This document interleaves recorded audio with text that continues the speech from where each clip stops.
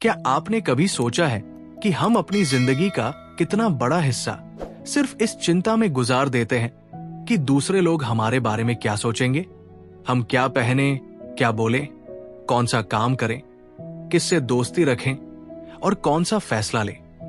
इन सब के पीछे कहीं ना कहीं एक सवाल छिपा होता है, लोग क्या कहेंगे।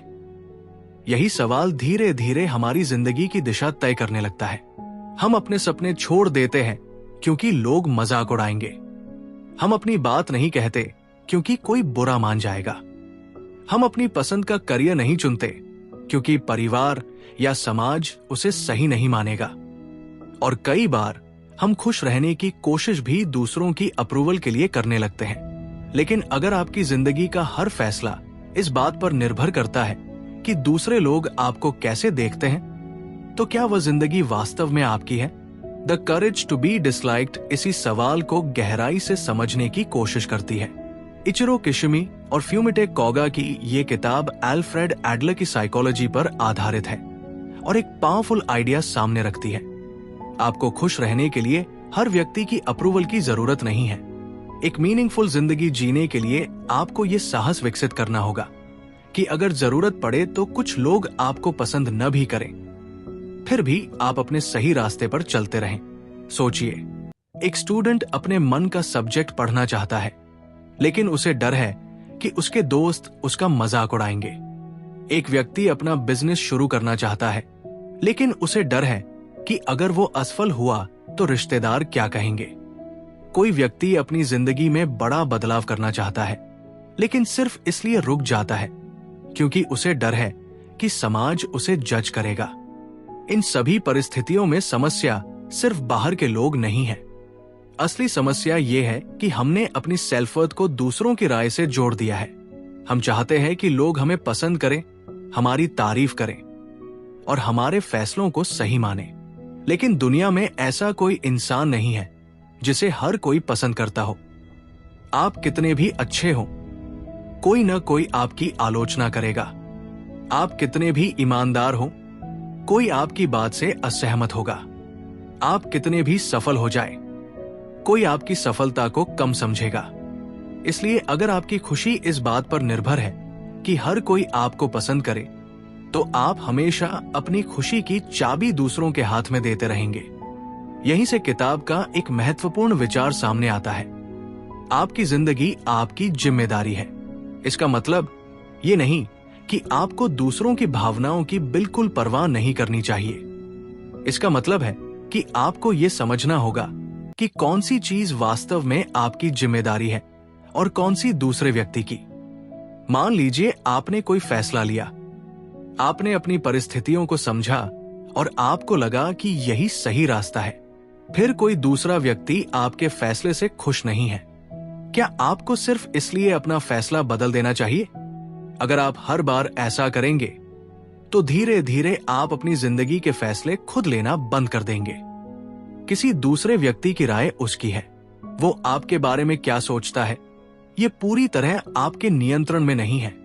आप किसी को खुश करने की कोशिश कर सकते हैं, लेकिन आप ये गारंटी नहीं कर सकते कि वो हमेशा खुश रहेगा।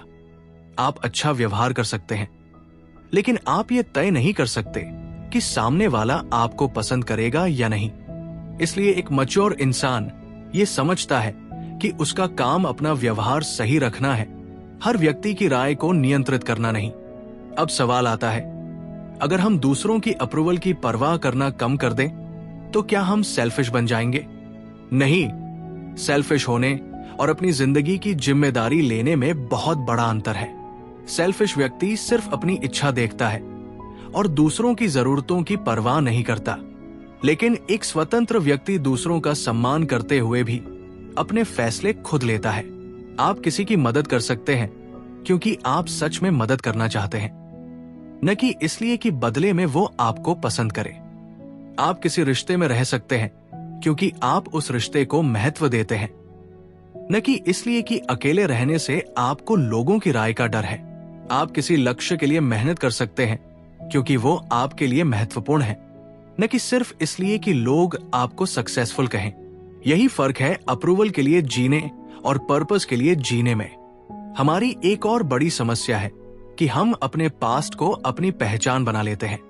कोई कहता है मेरे साथ बचपन में ऐसा हुआ था, इसलिए मैं ऐसा हूं। कोई कहता है मैं पहले असफल हो चुका हूं, इसलिए अब मैं दोबारा कोशिश नहीं कर सकता। लेकिन एडलेरियन दृष्टिकोण हमें चुनौती देता है कि क्या हमारा पास्ट वास्तव में हमारा फ्यूचर तय करता है। हो सकता है आपके साथ बुरी चीजें हुई हो सकता है आपने गलतियां की हो सकता है किसी ने आपका भरोसा तोड़ा हो, लेकिन इसका मतलब ये नहीं कि आपको पूरी जिंदगी उसी अनुभव के अनुसार जीना पड़ेगा। पास्ट को बदला नहीं जा सकता, लेकिन आज आप उसके साथ क्या करते हैं ये आपके हाथ में है। आपका पास्ट आपकी कहानी का एक हिस्सा हो सकता है, लेकिन उसे आपकी पूरी पहचान बनना जरूरी नहीं है। और शायद यही इस किताब का सबसे पावरफुल मैसेज है। आपको अपने जीवन को बदलने के लिए अपने अतीत को मिटाने की जरूरत नहीं है। आपको अपने वर्तमान में नए फैसले लेने की जरूरत है। इसलिए आज खुद से एक सवाल पूछिए, अगर मुझे किसी की अप्रूवल की जरूरत ना होती तो मैं क्या करता? शायद उस सवाल का जवाब ही आपको आपकी असली जिंदगी की तरफ पहला कदम दिखा दे। अब एक बहुत महत्वपूर्ण सवाल आता है, अगर हमारी जिंदगी हमारी अपनी है तो फिर हमें दूसरों की अप्रूवल की जरूरत इतनी ज्यादा क्यों महसूस होती है? इसका एक बड़ा कारण है कि हम अक्सर अपनी कीमत को दूसरों की नजरों से मापने लगते हैं। अगर लोग हमारी तारीफ करते हैं तो हमें लगता है कि हम अच्छे हैं, और अगर कोई हमारी आलोचना करता है तो हमें लगता है कि शायद हम में ही कोई कमी है। धीरे धीरे हमारी खुशी बाहरी दुनिया के हाथ में चली जाती है। हम अपने लिए नहीं, दूसरों को खुश करने के लिए फैसले लेने लगते हैं। लेकिन the courage to be disliked हमें यह समझाती है कि हर इंसान की जिंदगी में एक ऐसा क्षेत्र होना चाहिए जहां वो खुद निर्णय ले सके। इसे समझने के लिए किताब में अलग अलग लोगों की जिम्मेदारियों को अलग देखने की बात की जाती है। उदाहरण के लिए, अगर आप पढ़ाई कर रहे हैं तो पढ़ना और मेहनत करना आपकी जिम्मेदारी है, लेकिन आपकी मेहनत को देखकर दूसरा व्यक्ति क्या सोचता है ये उसकी जिम्मेदारी है। अगर आप ईमानदारी से अपना काम करते हैं तो हर व्यक्ति की अप्रूवल हासिल करना आपका काम नहीं है। यही बात रिश्तों में भी लागू होती है। आप किसी के साथ सम्मान से व्यवहार कर सकते हैं, लेकिन वो व्यक्ति आपको पसंद करे या नहीं, ये पूरी तरह आपके हाथ में नहीं है। जब हम इस फर्क को समझते हैं तो हमारे ऊपर से बहुत बड़ा मानसिक दबाव हटने लगता है। हम हर किसी को खुश करने की कोशिश करना बंद कर सकते हैं। अब सोचिए, अगर कोई व्यक्ति आपके फैसले से नाराज हो जाए तो क्या इसका मतलब यह है कि आपने गलत फैसला लिया? जरूरी नहीं। हो सकता है आपने सही फैसला लिया हो, लेकिन वो फैसला उस व्यक्ति की इच्छा के अनुसार न हो। यही वो जगह है जहां हमें एक कठिन लेकिन जरूरी बात सीखनी पड़ती है। दूसरों को निराश करने का डर हमारी जिंदगी को नियंत्रित नहीं करना चाहिए। कई लोग इसलिए अपने सपनों का पीछा नहीं करते क्योंकि उन्हें असफलता से ज्यादा लोगों की प्रतिक्रिया का डर होता है। उन्हें डर लगता है कि अगर वे असफल हुए तो परिवार क्या कहेगा, दोस्त क्या सोचेंगे और समाज उनका मजाक बनाएगा। लेकिन अगर आपने सिर्फ इस डर की वजह से कोशिश ही नहीं की तो आपने अपने भविष्य का फैसला दूसरों के हाथ में दे दिया। असफल होना कठिन हो सकता है, लेकिन दूसरों के डर से अपनी इच्छा को हमेशा दबाते रहना उससे भी ज्यादा दुखद हो सकता है। किताब का एक और महत्वपूर्ण विचार है कि इंसान अपने जीवन को बदल सकता है। हम अक्सर कहते हैं मैं ऐसा ही हूं, लेकिन कई बार ये हमारी पर्सनैलिटी नहीं बल्कि हमारी बनाई हुई आदत होती है। अगर कोई व्यक्ति हमेशा शर्मीला रहा है तो इसका मतलब ये नहीं कि वो हमेशा शर्मीला ही रहेगा। अगर कोई हमेशा लोगों को खुश करने की कोशिश करता रहा है तो इसका मतलब ये नहीं कि उसे पूरी जिंदगी ऐसा ही करना होगा। बदलाव तब शुरू होता है जब हम अपनी पुरानी पहचान को चुनौती देते हैं। लेकिन यहां एक समस्या आती है, हम बदलाव से डरते हैं क्योंकि पुराना जीवन भले ही अच्छा ना हो, फिर भी वो जाना पहचाना होता है। नया रास्ता अनिश्चित होता है, इसलिए कई बार इंसान अपनी समस्या से ज्यादा अपनी पहचान को बचाता है। वो कहता है मैं ऐसा ही हूं, क्योंकि अगर वो बदल गया तो उसे नई जिम्मेदारियां लेनी पड़ेंगी। उदाहरण के लिए, अगर आप हमेशा कहते हैं कि मैं लोगों के सामने बोल ही नहीं सकता, तो ये मान लेना आसान है। लेकिन अगर आप ये स्वीकार करें कि आप सीख सकते हैं, तो फिर आपको अभ्यास करना पड़ेगा। यानी बदलाव के साथ जिम्मेदारी भी आती है। इसी कारण कई लोग अनजाने में अपनी पुरानी सीमाओं को पकड़े रहते हैं। इसलिए खुद से ये पूछना जरूरी है, क्या मैं सच में बदल नहीं सकता, या मैं बदलाव की जिम्मेदारी लेने से डर रहा हूं? अब बात आती है हैप्पीनेस की। हम अक्सर सोचते हैं कि जब हमें सक्सेस मिलेगी, पैसा मिलेगा, लोग हमें पसंद करेंगे, या हमारी जिंदगी परफेक्ट हो जाएगी, तब हम खुश होंगे। लेकिन इस तरह की खुशी हमेशा भविष्य पर टिकी रहती है। आज हम कहते हैं कि अभी कुछ कमी है, कल सब ठीक होगा। फिर कल आता है और हम एक नई कमी खोज लेते हैं। इस तरह जिंदगी जब ऐसा होगा तब खुश रहूंगा हमें निकल जाती है। एडलेरियन साइकोलॉजी का एक महत्वपूर्ण विचार है कि हैप्पीनेस सिर्फ उपलब्धियों का परिणाम नहीं है। इंसान तब भी संतुष्टि महसूस कर सकता है जब वो किसी मीनिंगफुल काम में योगदान दे रहा हो। आपको दुनिया का सबसे बड़ा इंसान बनने की जरूरत नहीं है। आपको यह महसूस करना जरूरी है कि आपका अस्तित्व किसी न किसी तरह मीनिंगफुल है। जब आप किसी की मदद करते हैं, अपना काम ईमानदारी से करते हैं, कोई स्किल सीखते हैं, या अपने परिवार और समाज में सकारात्मक योगदान देते हैं, तो आपको अपने जीवन में एक अलग तरह का अर्थ महसूस होता है। यही हमें अगले महत्वपूर्ण विचार तक ले जाता है। इंसान अकेले नहीं जीता, हमें दूसरों के साथ संबंध चाहिए। लेकिन स्वस्थ संबंध तब बनते हैं जब हम हर रिश्ते में अप्रूवल मांगने की बजाय सम्मान और सहयोग को महत्व देते हैं। आपको हर व्यक्ति से वैलिडेशन लेने की जरूरत नहीं है। आपको ऐसे रिश्ते बनाने हैं जहां लोग एक दूसरे को नियंत्रित करने की बजाय एक दूसरे का सम्मान करें। और यही समझ धीरे धीरे हमें एक ऐसी जिंदगी की ओर ले जाती है जहां हम दूसरों की नजरों से नहीं, अपने मूल्यों और उद्देश्य के आधार पर फैसले लेना शुरू करते हैं। यही बदलाव आसान नहीं है, लेकिन अगर आप इसे समझ गए तो आपकी जिंदगी का बहुत बड़ा मानसिक बोझ कम हो सकता है। अब तक हमने समझा कि हमारी जिंदगी की जिम्मेदारी हमारी है और दूसरे लोग हमारे बारे में क्या सोचते हैं, ये पूरी तरह हमारे नियंत्रण में नहीं है। लेकिन अब सवाल यह है कि अगर हम दूसरों की अप्रूवल के पीछे भागना बंद कर दें, तो फिर हमें अपनी जिंदगी किस दिशा में ले जानी चाहिए? The courage to be disliked का जवाब है अपने जीवन को कंपटीशन की बजाय कंट्रीब्यूशन के नजरिए से देखना। हमें से बहुत से लोग बचपन से ही तुलना करना सीख जाते हैं। किसके ज्यादा मार्क्स है, किसके पास ज्यादा पैसा है, कौन ज्यादा सुंदर है, किसकी नौकरी बेहतर है, किसके ज्यादा फॉलोअर्स हैं और कौन ज्यादा सक्सेसफुल दिखता है।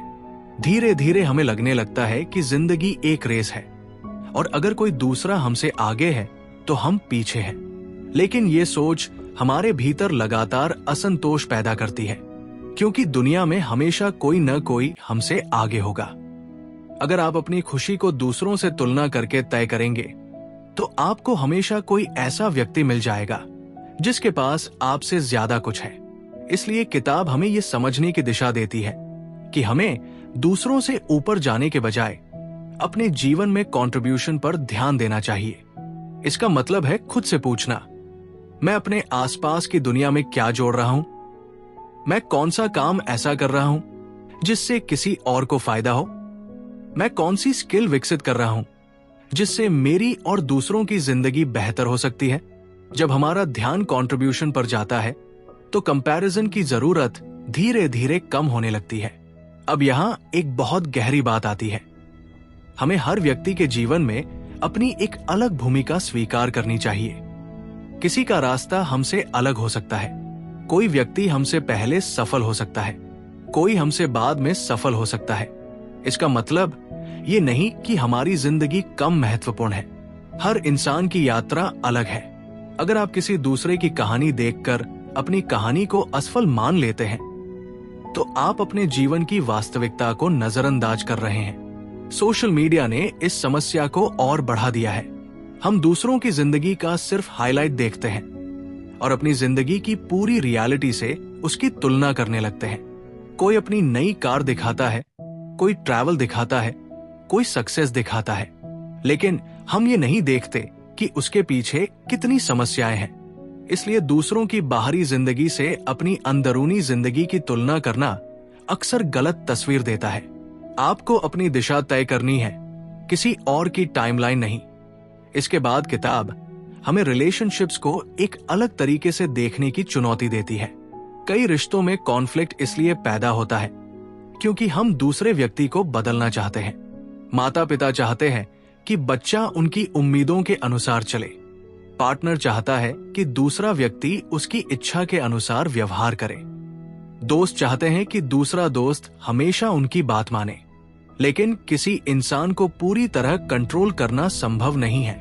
आप अपनी बात रख सकते हैं, समझा सकते हैं और अपनी बाउंड्रीज तय कर सकते हैं, लेकिन सामने वाले के फैसलों पर आपका पूरा अधिकार नहीं हो सकता। स्वस्थ संबंध का मतलब ये नहीं कि दो लोग हर बात पर सहमत हों। स्वस्थ संबंध का मतलब है कि दोनों लोग अपनी स्वतंत्रता और जिम्मेदारी को समझें। अगर कोई व्यक्ति आपकी अपेक्षा के अनुसार नहीं जी रहा, तो आपको ये पूछना चाहिए कि क्या ये वास्तव में आपकी जिम्मेदारी है? अगर जवाब नहीं है, तो उसे नियंत्रित करने की कोशिश आपकी और उसकी दोनों की जिंदगी को मुश्किल बनाएगी। यही जगह है जहां टास्क्स या जिम्मेदारियों को अलग करने की समझ बहुत काम आती है। आपका टास्क क्या है और दूसरे व्यक्ति का टास्क क्या है, ये पहचानना सीखिए। अगर कोई आपके बारे में गलत सोचता है, तो उसकी राय उसकी जिम्मेदारी है। अगर आपने किसी के साथ गलत व्यवहार किया है, तो उसे सुधारना आपकी जिम्मेदारी है। अगर कोई आपके सुझाव को नहीं मानता, तो उसे मजबूर करना आपका काम नहीं है। ये सोच आपको बहुत सारे अनावश्यक संघर्षों से बचा सकती है, लेकिन इसका मतलब ये नहीं कि आपको हर गलत व्यवहार को चुपचाप सहना चाहिए। अपनी बाउंड्री बनाना भी आपकी जिम्मेदारी है।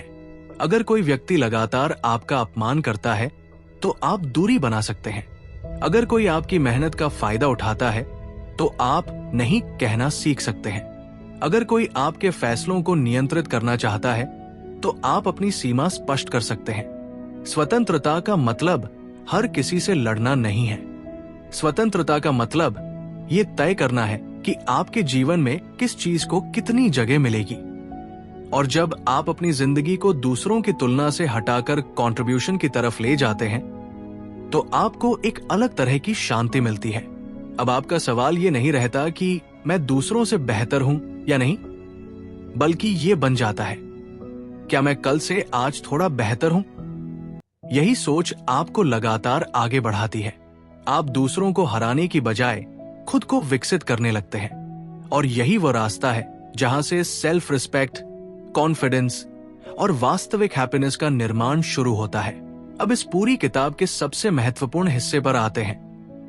अगर आपको वास्तव में स्वतंत्र और संतुष्ट जिंदगी जीनी है, तो आपको अपने जीवन का केंद्र क्या बनाना चाहिए?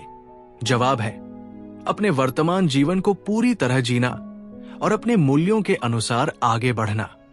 हम अक्सर अपना जीवन 3 जगहों में बांट देते हैं: पास्ट, फ्यूचर और दूसरों की राय। पास्ट में जो हुआ उसे बार बार याद करते रहते हैं। फ्यूचर में क्या होगा इसकी चिंता करते रहते हैं, और प्रेजेंट में बैठे हुए सोचते रहते हैं कि दूसरे लोग हमारे बारे में क्या सोच रहे हैं। नतीजा ये होता है कि जिस एक जगह पर हमारा वास्तविक नियंत्रण है, यानी आज, हम उसे ही खो देते हैं।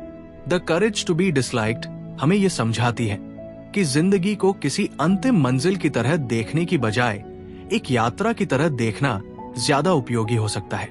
इसका मतलब ये नहीं कि गोल्स बेकार है। गोल्स जरूरी है, लेकिन अगर आपकी पूरी खुशी सिर्फ उस दिन पर निर्भर है जब गोल पूरा होगा, तो आप रास्ते की जिंदगी खो देंगे। मान लीजिए आपने तय किया कि जब आपके पास बहुत पैसा होगा तब आप खुश होंगे।